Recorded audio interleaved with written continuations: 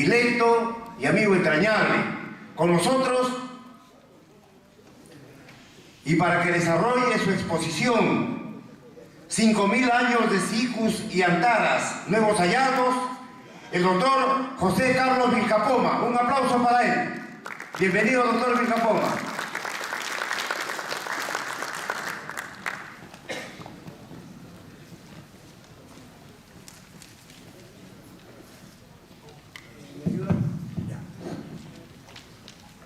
Buenos días, en principio a nuestros hermanos de la CAN, a todos los representantes de las instituciones, a la Escuela Nacional de Folclore, en la persona de Roel Tarazona, que tan gentilmente siempre extendió su mano institucional, a Hernán Amato Lazábal y a todos nuestros ponentes que en verdad prestigian este certamen.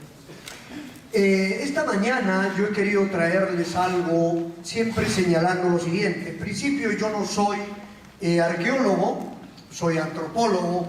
Sin embargo, la casualidad me llevó a encontrar algunas antaras desde miles de años atrás.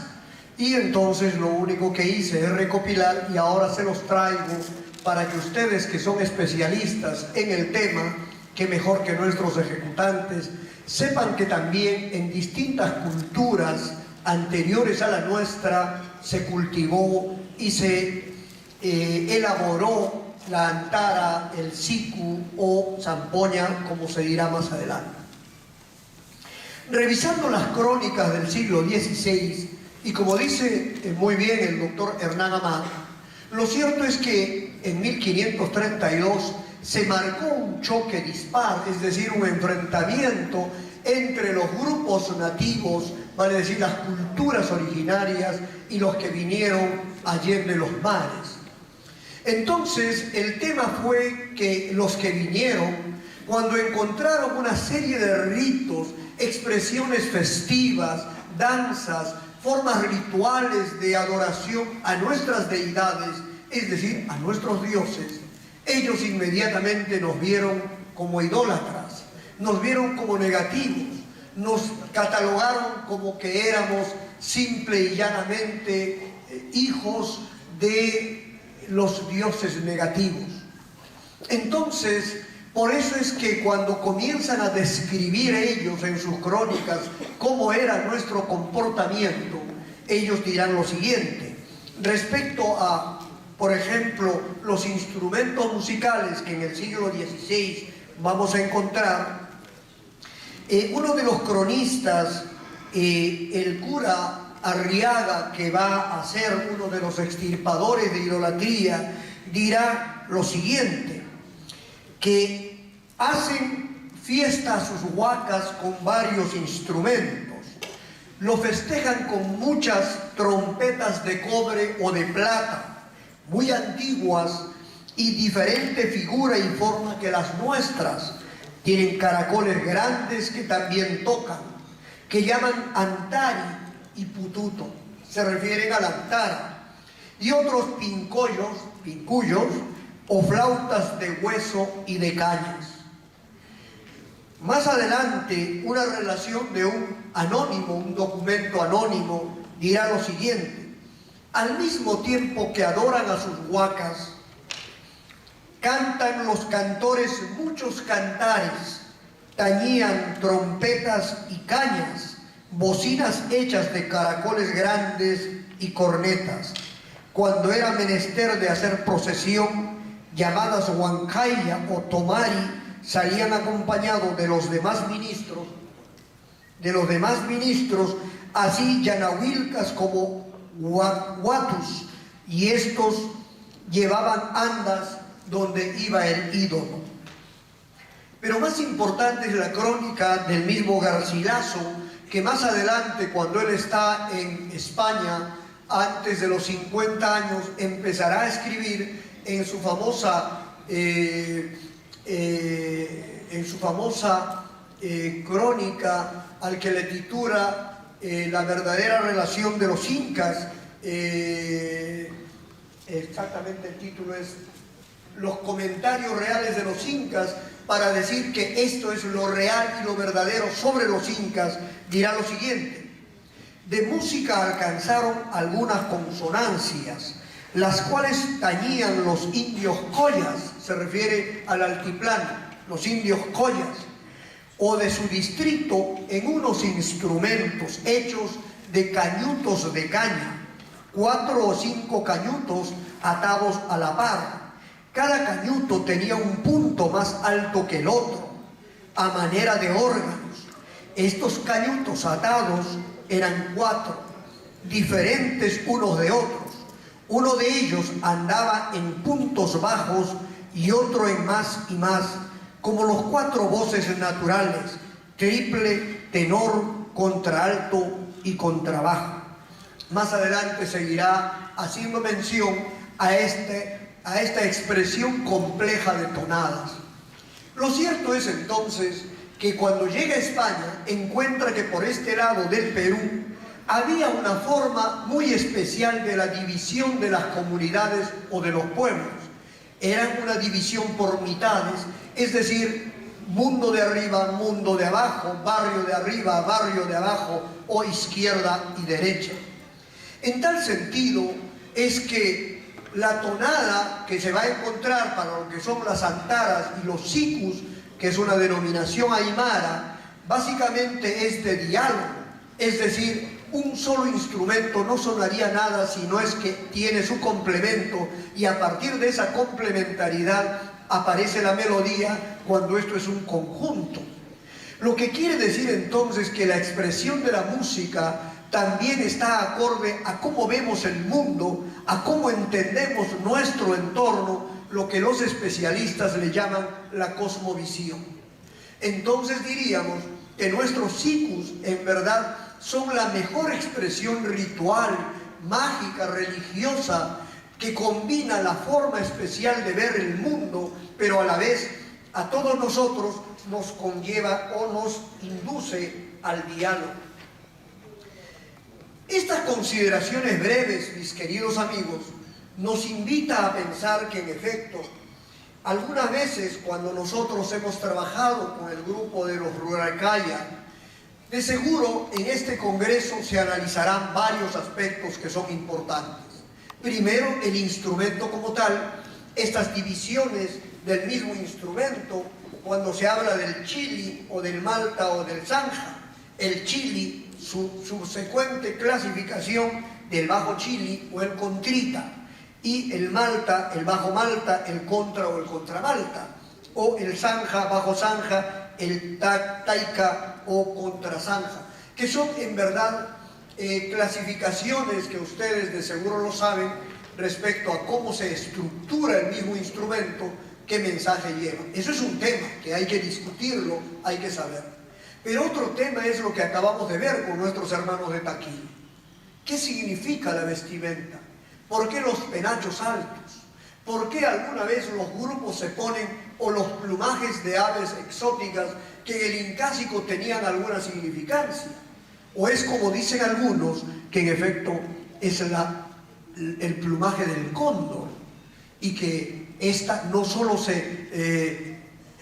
significaba el contacto del mundo de aquí con el mundo de arriba, sino básicamente también que la caña del plumaje del cóndor servía como instrumento, como un pito, porque muy bien está dicho que en efecto en la chirimía, que es un instrumento del cual algunos dicen es prehispánico, como lengüeta para el sonido está en efecto la pluma del cóndor.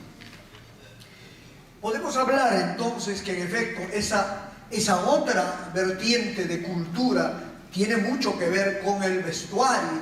¿Y por qué es que se ondea muchas veces una especie de bandera que en el prehispánico se denominaba la huífala, y que tiene que ver seguramente con expresiones festivas, rituales y religiosas?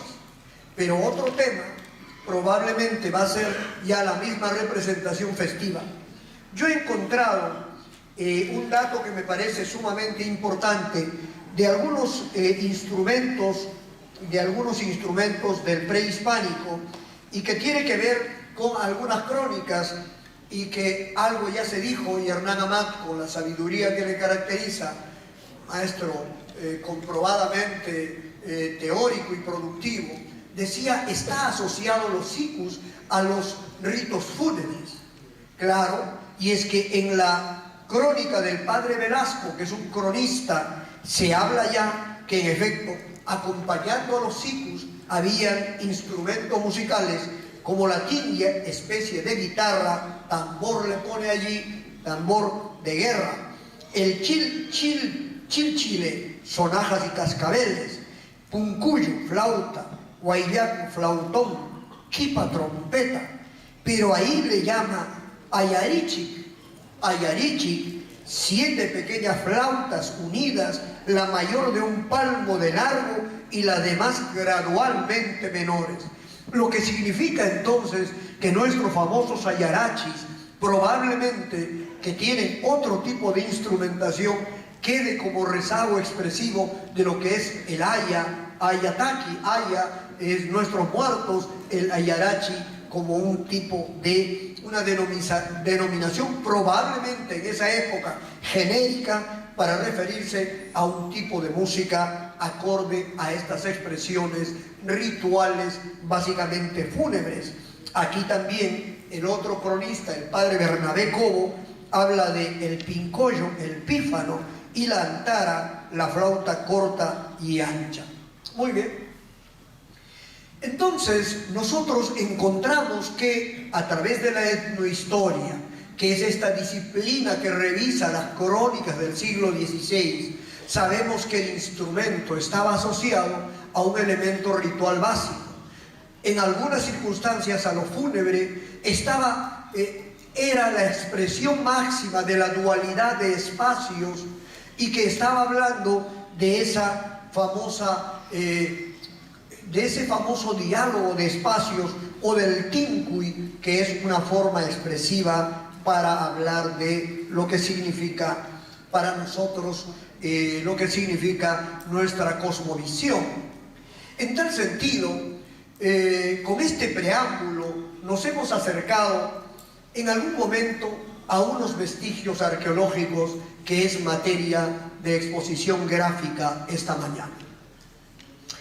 Hace más o menos 3 años o 4 me hicieron director del Museo de Antropología y Arqueología de los Orígenes de la Agricultura de la Universidad Agraria donde yo trabajo. No me di cuenta del gran aporte que me hacían a mis conocimientos, pero cuando llegué era el archivo, nada más ni nada menos, y todos los vestigios del gran maestro Frédéric Angel. Frédéric Angel es uno de los arqueólogos que ha trabajado incesantemente más de 50 años, porque él llega para la década del 50 al Perú y trabaja en la costa central, básicamente en la costa central y en los desiertos. Él ha hecho una cantidad de investigaciones que todavía son inéditas. Conversando con el personal que estaba allí, entonces, siempre nuestro interés con los instrumentos musicales, en efecto, encontramos que en los archivos y en los depósitos de los vestigios arqueológicos de Frédéric Angel estaban muchos instrumentos musicales que todavía no se conocen, si bien están catalogados, todavía no tiene conocimiento la ciencia. En este caso, por ejemplo, hay una quena de chilca y el fragmento de una flauta hecho en hueso de ave que data de 6.000 años. Así, una infinidad de instrumentos y que para esta ocasión hemos traído algunas de ellas que tienen que ver con antaras, porque esta mañana hablaremos en torno a ello. Claro, lo que les va a sorprender a ustedes es que de seguro vamos a encontrar solamente, cuando uno dice hemos encontrado las antaras, inmediatamente se imaginan unas antaras tan bien elaboradas y tan bien mostradas.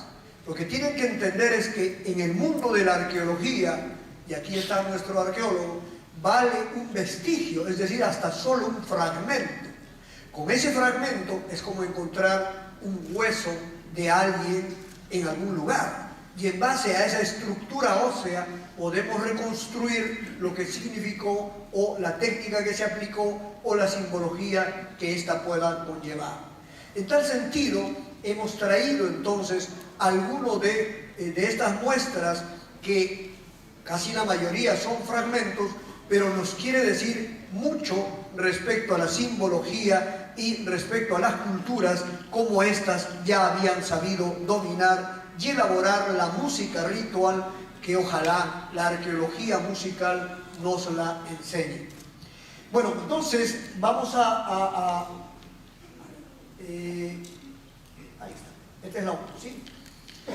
Vamos entonces a comenzar con la Antara 1. Esta es una cerámica que está en el sitio Larrea de la Pampa Chumbe del Valle Medio del río Nepeña. El río Nepeña está en la zona de Casma, en la provincia del Santa, en realidad colinda entre la provincia del Santa y del Casma y en el departamento de Ancas. Allí, en el Valle de Nepeña, se ha hecho un trabajo y se ha encontrado este fragmento. ¿Podemos apagar las luces, por favor? Un poquito para poder distinguir.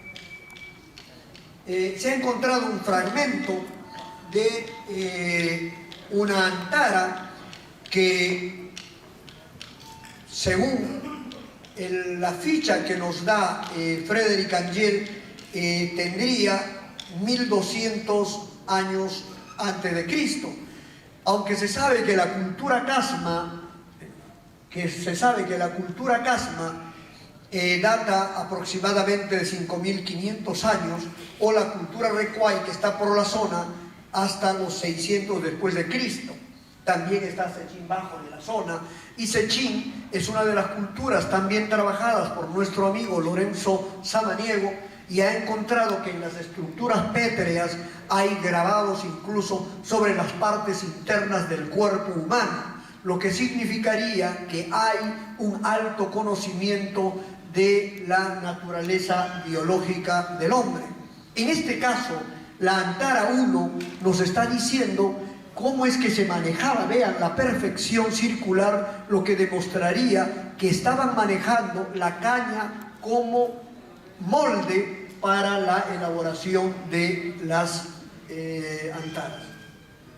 Pueden ver, esto es un fragmento que habla de la Antara número 2, que está diciéndonos 2000 años antes de Cristo. Esta es la edad que le pone Frederick Angel en el sitio de Rupantin. Es un fragmento de antara con 3 cañas de forma oval con orificios, un diámetro de 9 milímetros y de 6 milímetros unidas de esta forma, ¿no? Entonces,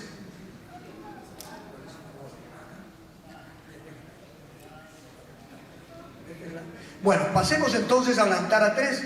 La Antara 3 también está en esta misma zona, corresponde a Cuchipampa. De acuerdo a la etimología, Cuchipampa es un lugar feliz, alegre, lo que significa entonces que este pueblo, que tenía su estructura en lajas y bloques de piedra, algunas hay con vigas monolíticas que están caídas, decoradas con grabaciones, hay representación de guerreros. Vean, tenemos allí la estructura de una antara. Esta, verán ustedes cuando acerquemos cómo es que se elaboraba. Probablemente una caña por dentro revertida para luego otra vez sacarla y luego la cocción. Esta es la antara número 4, que corresponde al sitio Huancarpón, que están entre los ríos Laria y Salitre.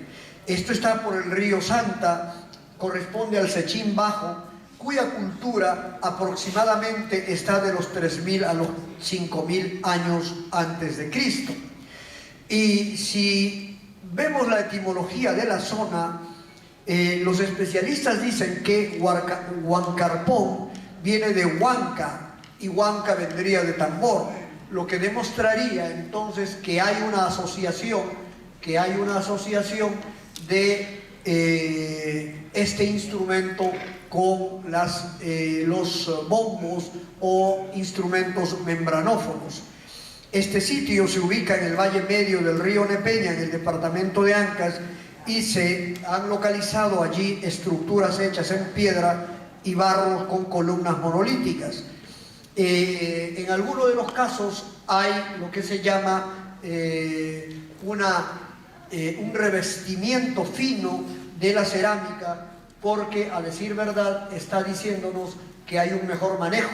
Ejemplo, esta es otra estructura de Antara de la misma zona que nos está diciendo que hay hulla en el revestimiento interno y luego en la parte externa hay una cerámica ya pulida. Podrán ver ustedes cómo es que está tan bien estructurado, y probablemente aquí hay cinco cañas, y seguramente estas están asociadas, como toda música de ese entonces, a aspectos festivos y rituales, ¿no? Pueden ver ustedes en la otra, número 5, que corresponde también al mismo sitio de Casma. Vean ustedes cómo es que hay la elaboración de la caña también estructurada, ¿no? Pueden ver ustedes allí y pueden hacer una diferencia. Ahora, esto tendrán que saberlo. En algunos casos, en este tipo de sociedades todavía pre-incas, van a encontrar que las cañas, en algunos casos, son cañas de entrada y de salida huecas, y en otras son truncas para generar un sonido, pero cuando son de salida también genera otro tipo de sonido. Ahí tenemos la misma Antara que visto desde otro ángulo. Esta es la cerámica número 6, que también del mismo conjunto de Palca, que está en el valle del río Casma, distrito y provincia, y que se dice, esto es una influencia chavinoide, lo que demostraría más o menos 1300 años, ¿no? Chavín, 1300 años antes de Cristo. Ahí van a ver ustedes cómo en la parte izquierda de usted, o derecha, izquierda de ustedes, vamos a ver que los tubos están ya cubiertos, es decir, otro tipo de tonada y no como el de la derecha abierta. Claro, esto tendrá mayor importancia para los estudiosos de la arqueología musical. Vean cuán fina es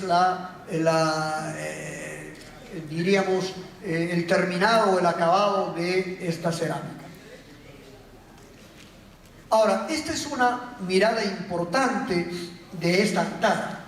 Si ustedes perciben, el borde del agujero parece que tuviera otra estructura, luego recubierta con otro tipo de cerámica, lo que demuestra entonces que probablemente, porque ninguna mano humana puede hacer o tener este tipo de perfección, tanto para el espacio interno como para el espacio externo. Entonces, probablemente hayan utilizado, eso nos dirán los especialistas, hayan utilizado algunos moldes en caña. Porque los que trabajaron con Angel dicen que en efecto en Chilca mismo se han encontrado cañas asociadas a la confección de estos instrumentos. Esta es una cerámica número 7 que corresponde al sitio de Casma, el Bombón, y finalmente también vean, para que noten ustedes el material, y esta es la Antara 8, que también está en el río Casma, en el Valle Medio, en Tutuma, aunque algunos dirán que Tutuma parece ser un fruto de la costa. La cerámica 9, esta ya corresponde a otra cultura. Esta corresponde al Valle Bajo del río Culebras, que está en Guarmey, y que corresponde a la cultura Los Gavilanes. Los gavilanes ha sido trabajado por varios arqueólogos muy famosos, como Lanin, Ducho Bonavía y el mismo Angel.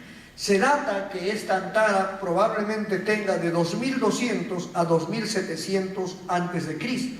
Como verán, es más pequeña que las otras, la del Casma, y van a encontrar ustedes una fineza en su elaboración y probablemente en su instrumentación.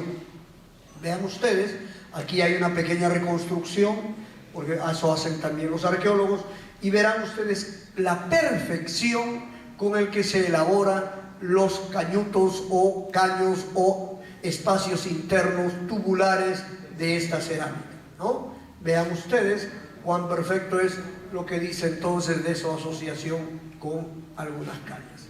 Vean, ahí tenemos más de 7 tubos que probablemente estamos frente a una complejidad musical mucho más que la de casa, ¿no? Esta corresponde también al mismo valle del río Guarmey, y esta es del sitio Fortaleza, que se dice que es más o menos después de Chavín, 1300 a 1500 a.C., según anotación del mismo Frédéric Angiel. Claro, hay algunas citas al costado de la imagen, que eso es para los especialistas y que puedan, o cuando quieran, los datos que a las finales se les dirá dónde están y cómo tendrán acceso ustedes. Como verán ustedes, en la antara número 11, que pertenece al sitio Fortaleza del río Guarmey, pueden ver ustedes de perfil cómo es que están elaborados. Si van de izquierda hacia derecha, ustedes van a ver que hay una especie de tubo confeccionado en cerámica pura, mucho más fina incluso que la que recubre el instrumento, ¿no? Aquí tienen el otro lado lateral del mismo instrumento.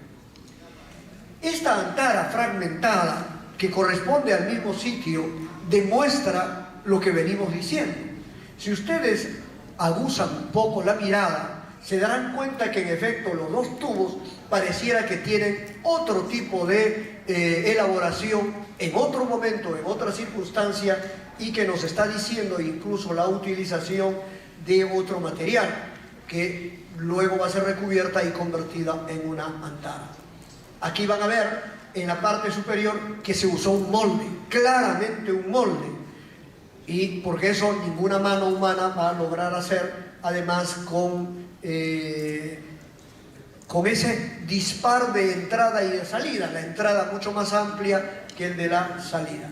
Esta es otra antara, número 12, que habla de Burro Corral o Barbacay se llama, también está en el valle del río Guarmey y corresponde a esta misma cultura y esta misma etapa, dice en algunos casos a final de Chavín, ¿no? Entonces estamos frente a estos vestigios que son importantes. Vean ustedes cuán importante es que un tubo puede terminar, es un tubo trunco que para producir un determinado sonido, distinto a este otro que es un tubo abierto. Y entonces allí nosotros veremos cómo es que los sonidos varían, cómo también ahora se elaboran las cañas de los higos. Esta antara 14 corresponde al sitio Iguanil, que está en el valle de Huaral. Probablemente sea Chancay porque hay una vinculación respecto a esta zona. Angiel tenía anotado que en efecto en ese lugar ha encontrado el fragmento de la antara de 5 tubos o cañas, 3 abiertos y 2 cerrados, de forma triangular de superficie, pulida y pintada de rojo, tubos cilíndricos por su diámetro de paredes planas, superficie pulida perforada a ambos extremos, abertura 10 milímetros, parte superior, y se aprecia 3 perforaciones. De largo calcula 72 milímetros, o sea 7 centímetros y 2 milímetros. Y luego de ancho igual 8, o sea 7 centímetros, 8 milímetros. Y de diámetro del tubo tendría 9 milímetros, ¿no? Antes de 1 centímetro.